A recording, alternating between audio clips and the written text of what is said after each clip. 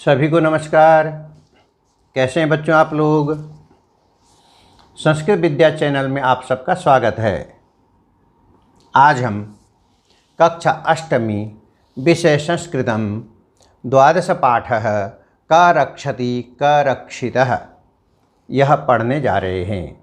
इस पाठ को हम 3 भागों में विभाजित करके पढ़ेंगे। तो ये पहला भाग है हमारा, जिसका अर्थ है कह रक्षति कह रक्षितः, कौन रक्षा करता है तथा कौन रक्षित है, यानी कि रक्षा करने वाला कौन है और उसके रक्षा किए जाने पर सुरक्षित कौन रह रहा है। कह रक्षति, रक्षा कौन कर रहा है, कह रक्षितः, और उसके द्वारा किसकी रक्षा की जा रही है, इस पाठ में बताया गया है। प्रस्तुत पाठ स्वच्छता तथा पर्यावरण सुधार को ध्यान में रखकर सरल संस्कृत में लिखा गया एक संवादात्मक पाठ है। हम अपने आसपास के वातावरण को किस प्रकार स्वच्छ रखें तथा यह भी ध्यान रखें कि नदियों को प्रदूषित ना करें, वृक्षों को ना काटें, अपितु अधिकाधिक वृक्षारोपण करें और धरा को शस्य श्यामला बनाएं। प्लास्टिक का प्रयोग कम करके पर्यावरण संरक्षण में योगदान करें। इन सभी बिंदुओं पर इस पाठ में चर्चा की गई है। पाठ का प्रारंभ कुछ मित्रों की बातचीत से होता है जो सायंकाल में दिन भर की गर्मी से व्याकुल होकर घर से बाहर निकले हैं। तो यहाँ पर पर्यावरण शब्द आया है। बच्चों ध्यान देंगे, पर्यावरण सबसे ऊपर दिया हुआ है। पर्यावरण शब्द का मतलब क्या है, इसका अर्थ क्या है, आप लोग यूँ तो जानते हैं। पर्यावरण, इसको हम सबसे पहले संधि विच्छेद करते हैं। परि प्लस आवरण,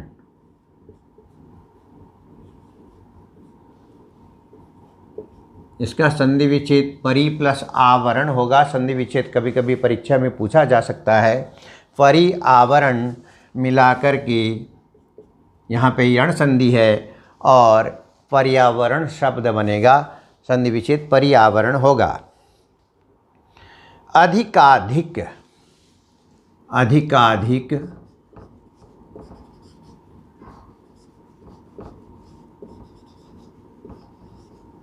अधिकाधिक, इसका संधि विच्छेद हम करेंगे अधिक और फिर अधिक, अधिक प्लस अधिक यानी कि ज़्यादा से ज़्यादा, ये हो गया दीर्घ संधि।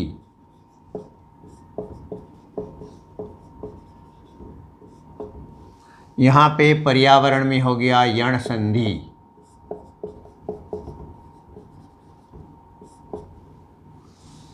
ठीक है, और इसके बाद हम पाठ शुरू करते हैं। ग्रीष्म ऋतौ सायंकाले विद्युत अभावे प्रचंडोष्मणा पीडितः वैभव गृहात् निष्क्रामति। ग्रीष्म ऋतौ, ग्रीष्म ऋतु का मतलब क्या है, ग्रीष्म ऋतौ, ग्रीष्म ऋतु संधि विच्छेद करेंगे हम। ग्रीष्म धन ऋतु यानी कि ग्रीष्म ऋतु में, ग्रीष्म ऋतु में, ग्रीष्म ऋतु एक शब्द का यह मतलब है। ग्रीष्म ऋतु, ग्रीष्म ऋतु, ग्रीष्म ऋतु में, यहाँ पर भी गुण संधि है। और ग्रीष्म ऋतु सायंकाले, शाम के समय में, विद्युत अभावे, जरा देखिए, विद्युत अभावे, अब इसका संधि विच्छेद करते हैं हम। विद्युत धन अभावे, अर्थ लिखने की आवश्यकता नहीं पड़ेगी। विद्युत माने जानते हैं आप लोग बिजली, अभावे माने अभाव में, बिजली के अभाव में। सायंकाल के समय में देखिए जरा, ग्रीष्म ऋतु गर्मी के दिन पड़ रहे हैं और सायंकाल में शाम के समय में विद्युत अभावे, बिजली के अभाव में प्रचंडोष्मणा, इसकी संधि विच्छेद करते ही हम प्रचंडोष्मणा,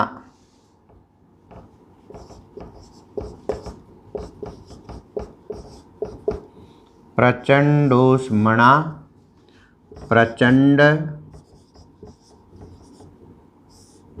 प्लस लगाएंगे, उष्मणा,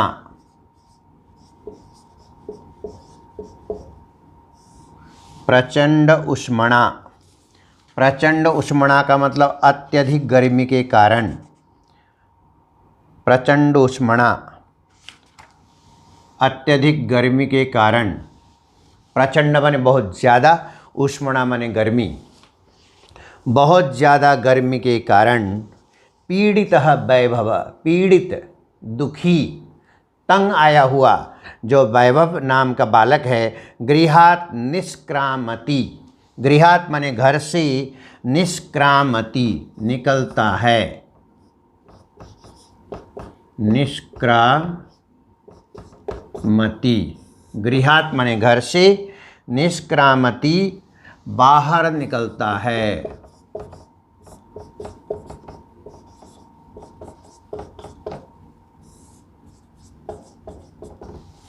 हाँ, प्रचंड ग्रीष्म ऋतु में सायंकाल के समय बिजली के अभाव से अत्यंत गर्मी सहने वाला, प्रचंड उष्मा से, बहुत ज़्यादा गर्मी के कारण बहुत पीड़ित वैभव घर से बाहर निकलता है। अब वैभव कहता है, अरे परमिंदर, उसका जो मित्र है परमिंदर, अरे परमिंदर, अपि त्वमपि विद्युत अभावेन पीड़ितः बहिरागत। अब वो परमिंदर से पूछ रहा है, परमिंदर से पूछ रहा है,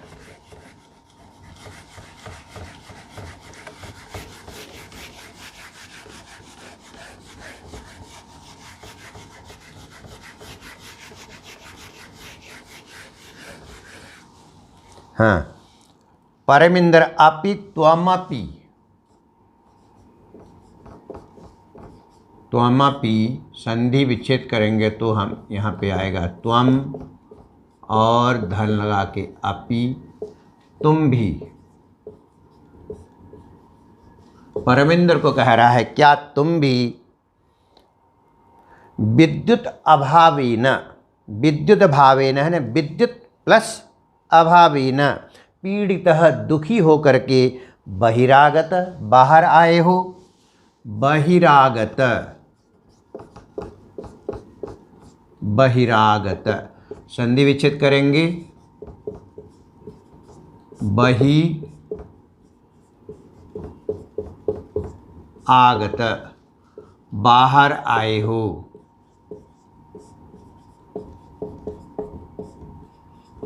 बाहर आए हो, गर्मी से पीड़ित होकर के, यानी बिजली के अभाव में गर्मी से पीड़ित होकर के क्या तुम भी बाहर आए हो। परमिंदर कहता है, आम मित्र, हाँ मित्र, एकतः प्रचंड आतपकालः, प्रचंडातपकालः, देखिए प्रचंडातपकालः, इसका हम सीधे संधि विच्छेद करते हैं, प्रचंड प्लस आतप कालः।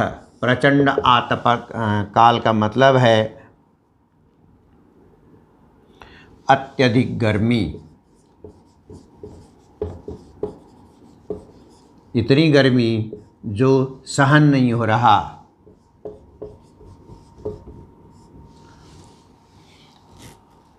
आम मित्र एकतः प्रचंड आतप काल है, एक तरफ तो प्रचंड आतप काल है, भयंकर गर्मी पड़ रही है। अन्यतश्च, और दूसरी तरफ अन्यतश्च, अन्यतः च, यहाँ पर भी संधि है, अन्यतः च बन रहा है। अन्यतः च, और दूसरी तरफ विद्युत अभावः, विद्युत प्लस अभावः, विद्युत का अभाव, बिजली का अभाव है। परम बहिरागत्यपि, परंतु, परम का मतलब परंतु, बहिरागत्यपि, जरा देखिए, बहि प्लस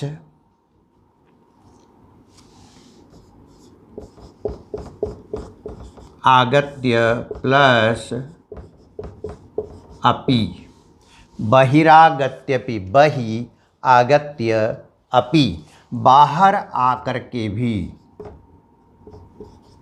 बाहर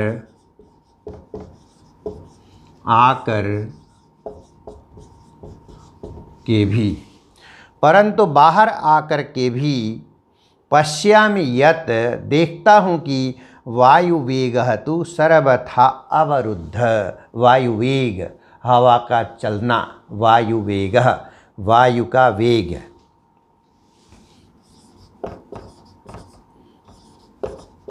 वायुवेगः, हवा का चलना, हवा का चलना तो सर्वथा अवरुद्ध, सर्वथा प्लस अवरुद्ध, वायु वेग सर्वथा माने हर दृष्टि से रुका हुआ है।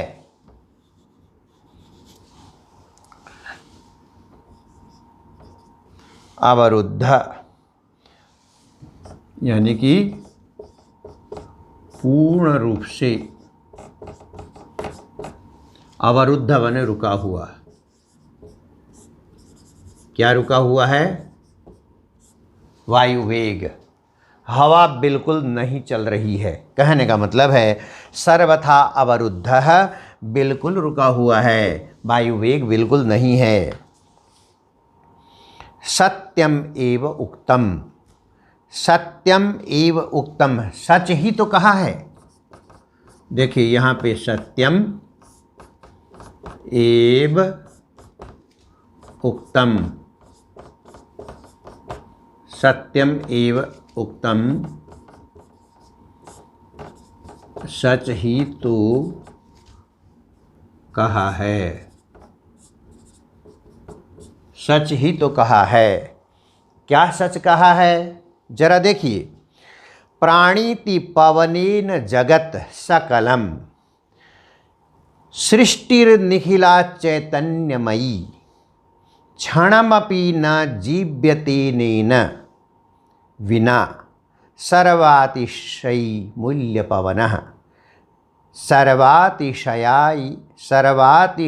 मूल्यपवनः।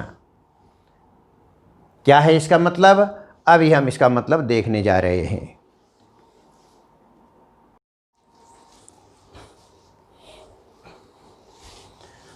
हाँ बच्चों, श्लोक का अर्थ है, जैसे श्लोक फिर से पढ़ रहे हैं, प्राणीति पवनेन जगत सकलम, सृष्टिर्निखिला चैतन्यमयी, क्षणमपि न जीव्यते नेन, जीव्यते अनेन हो रहा है यहाँ पे, पढ़ते समय जीव्यते नेन बिना, सर्वातिशायी मूल्यपवनः, सर्वातिशायी मूल्यपवनः। इसका अन्वय यहाँ पे लिखा है। अन्वय से श्लोक में जो शब्द हैं वो अर्थ की दृष्टि से सजाए जाते हैं, सेटिंग होता है अर्थ की दृष्टि से। देखेंगे, इदम जगत, यह संसार, सकलम संपूर्ण, चैतन्यमयी निखिला सृष्टि, चैतन्यमयी चेतना से युक्त निखिला सृष्टि, संपूर्ण सृष्टि है। पवनेन प्राणीति, पवन के द्वारा ही प्राण दी जाती है, पवन के द्वारा ही संचालित होती है। अनेन बिना, इस पवन के बिना क्षणमपि न जीव्यते, क्षण भर भी जीना संभव नहीं है, जिया नहीं जाता, क्षण भर भी नहीं जी सकती। पवनः सर्वातिशायी मूल्यः, पवन सबसे अधिक मूल्यवान है।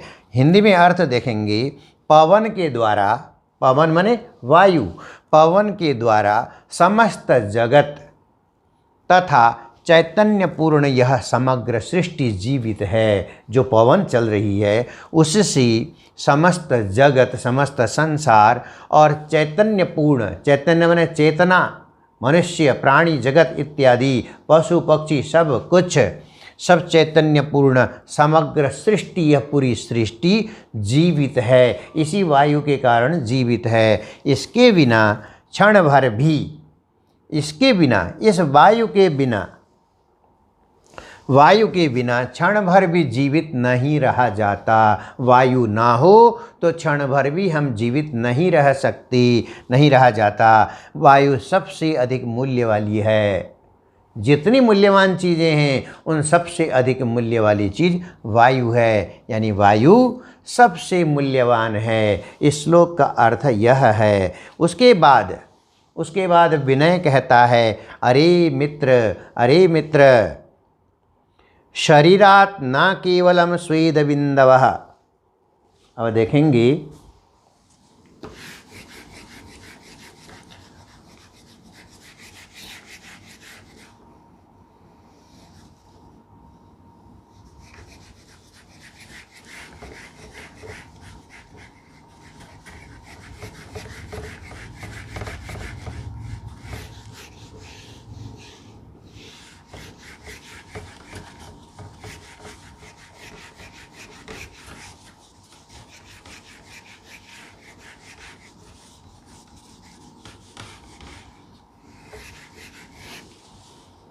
अब मित्र क्या कह रहा है?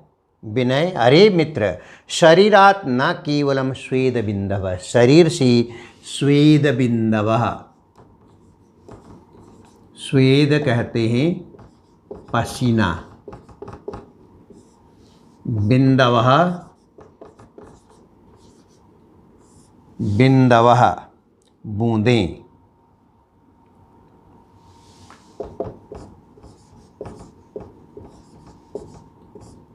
बूंदें, मित्र कह रहा है विनय, अरे शरीर से केवल स्वेद बिंदवः, पसीना की बूंदें नहीं निकल रही, अपितु स्वेद धारा, यानी कि पसीने की धारा, नदियाँ बह रही हैं। स्वेद यहाँ पे आएगा धारा, धारा माने नदियाँ,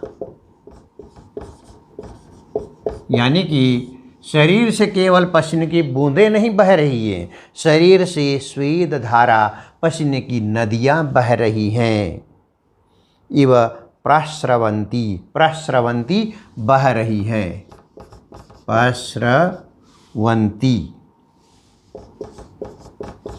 प्रस्रवंती बह रही हैं।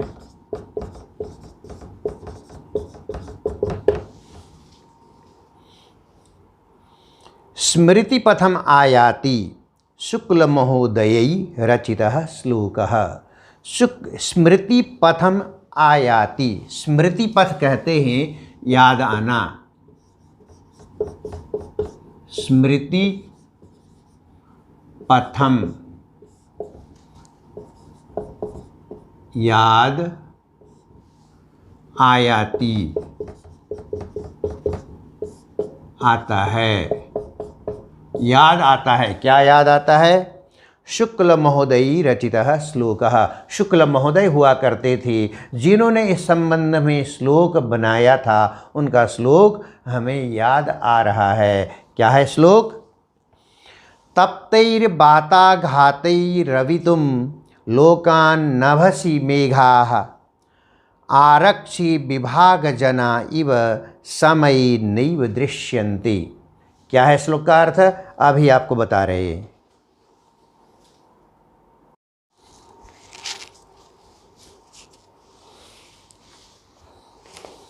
हाँ बच्चों, अभी दूसरे श्लोक का जो अर्थ है वह बता रहे हैं। तप्तैर्वाताघातैरवितुं लोकान् नभसि मेघाः आरक्षि विभागजना इव समय नैव दृश्यन्ते। अन्वय को देखेंगे। तप्तै वाताघातै लोकान् अवितुं मेघा नभसि आरक्षि विभागजना इव समय नैव दृश्यन्ते। तप्तै वाताघातै, गर्म लू के कारण, तप्तै माने गर्म, वाताघातै माने लू, जो गर्म हवा के झोंके हैं, वाताघातै गर्म हवा के जो झोंके हैं, लू हैं, उससे लोकान अवितुम, लोगों की रक्षा करने के लिए, मेघा नभसि, मेघ जो बादल हैं, नभसि माने आकाश में, आरक्षि विभाग जना इव, पुलिस विभाग के लोगों के समान, आरक्षि माने पुलिस, पुलिस विभाग के लोगों के समान समय नैव दृश्यन्ते, समय पर दिखाई नहीं देते। यानी कि अर्थ हिंदी में फिर से सुन लीजिए। गर्म लू से संसार की रक्षा करने के लिए, गर्म लू से संसार की रक्षा करने के लिए आकाश में बादल पुलिस विभाग के लोगों के समान दिखाई नहीं देते। इस प्रकार से यहाँ पर पुलिस विभाग को थोड़ा सा कटाक्ष करके लिखा हुआ है।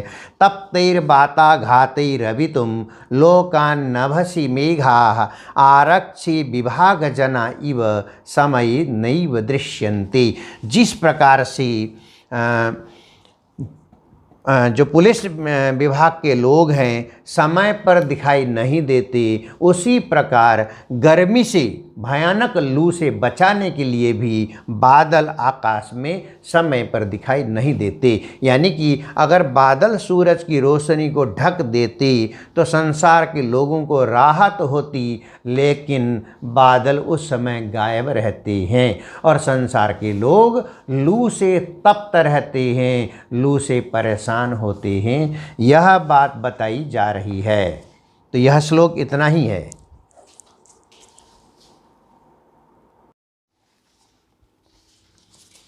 अब ये दूसरे श्लोक के बाद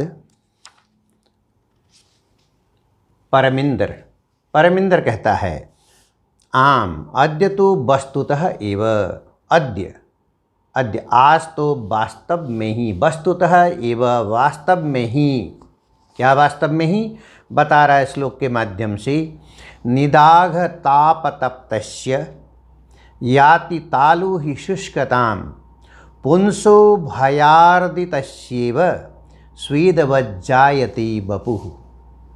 निदाघ तापतप्तस्य याति तालु हि शुष्कतां पुंसो भयार्दितस्येव स्वेदवज्जायते वपुः। अन्वय के द्वारा इसका अर्थ जान लीजिए। अन्वय जो श्लोक में शब्द हैं उसी को अर्थ की दृष्टि से रखे गए हैं। निदाघ ताप तप्तस्य जनस्य तालु शुष्कताम याति। निदाघ ताप तप्तस्य, प्रचंड गर्मी से, गर्मी के ताप से तपे हुए व्यक्ति का जो तालु है, तालु ये अग्रभाग होता है, ये हमारा माथा है, इसे के ठीक ऊपर का भाग है तालु, जो सबसे ज़्यादा तपता है। कहने का कहा जाता है कि गर्मी में ये तालु वाला हिस्सा है सबसे ज़्यादा तपता है, तालु वाला जो भाग है। तो गर्मी के ताप से तप्तस्य मने पीड़ित, जनस्य मने व्यक्ति का, मनुष्य का, तालु जो तालु वाला भाग है, शुष्कताम याति सूख जाता है। तालु वाला जो भाग है वह सूख जाता है, जिससे हमारे होठ भी सूखने लग जाते हैं। पुंसः भयार्तितस्यैव, भयार्तितस्य एव, भयभीत मनुष्य, पुंसः माने मनुष्य, जो भयभीत मनुष्य है उसके शरीर से, वपुः माने शरीर से, स्वेदवत जाय, उसका जो वपुः शरीर है स्वेदवत जायते, पसीने से तरबतर हो जाता है। आप हिंदी में फिर से अर्थ जानिए।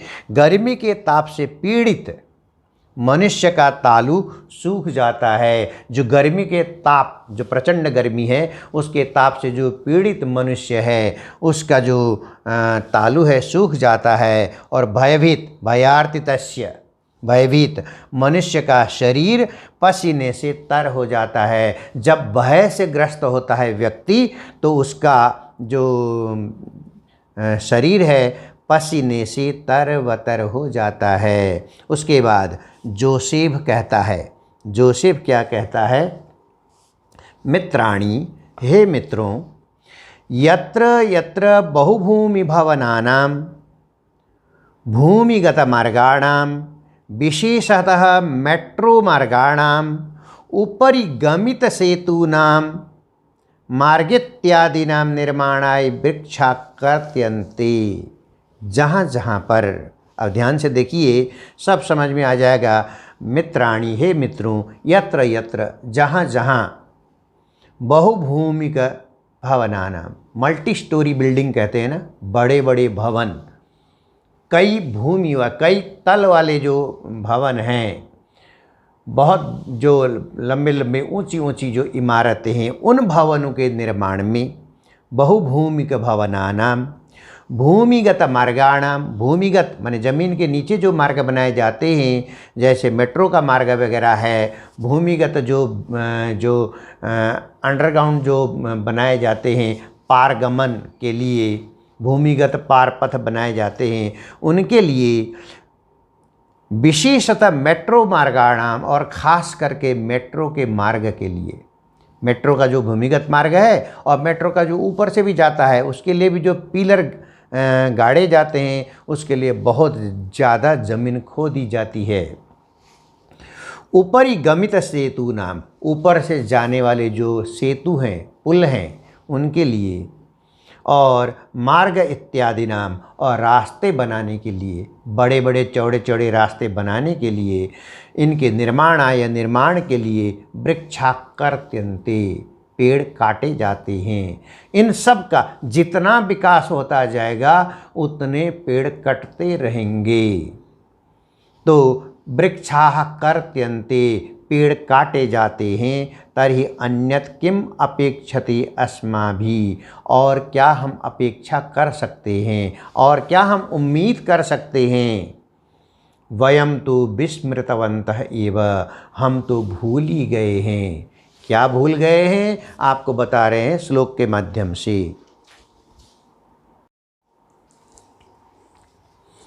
अब आपके सामने यह चौथा श्लोक प्रस्तुत है।